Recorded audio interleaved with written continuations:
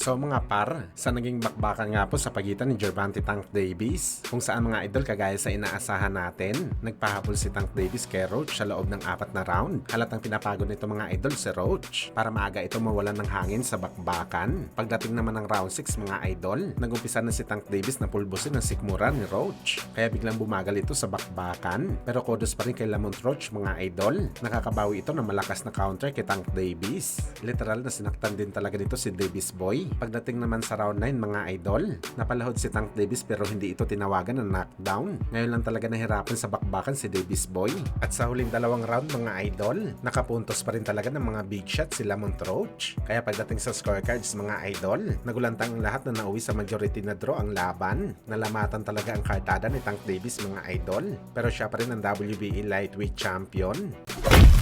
Samantala sa naging undercard naman po mga idol, sa bakbakan sa pagitan ni Gary Antoine Russell kalaban si Jose Valenzuela, kung saan mga idol sa unang round pa lang ng laban, hindi na kagad pinaporma ni Russell si Valenzuela sa ibabaw ng ring. Pinakita nito mga idol ang kanyang superior na galawan sa kampiyon. Tanging patama lamang ni Rayo kay Russell mga idol, ang mga ligaw na suntok na hindi naman intensyon talaga na suntok sa bakbakan. Kaya pagdating sa round 4 mga idol, hiningal na si Valenzuela sa kakatanggap ng suntok galing sa kanyang challenger. Partida pa yan mga idol, matangkad at mahaba pa si Rayo kay Russell. Maganda kasi ang pasok palagi ni Russell. Pasok talaga sa banga ang mga suntok nito. Pagdating naman sa round 8 mga idol, nakakatama na rin ng solid itong si Rayo. Pero hindi pa rin nagpapalugi si Russell mga idol. Bawat suntok ni Rayo binabalikan niya talaga ito ng isang malakas na counter. Palagay natin mga idol, naging kumpiyansa si Valenzuela sa laban nito kay Russell dahil sa tinalo nito si Pitbull Cruz. Hindi iniisip ni Rayo mga idol na hindi na lightweight ang kanyang nilalabanan kundi 140 pounds na at isa si Gary Russell sa mga natural na 140 pounder. Kaya panalo po mga idol si Gary Antoine Russell via unanimous decision. At siya na ngayon mga idol ang bagong WBE Super Lightweight Champion.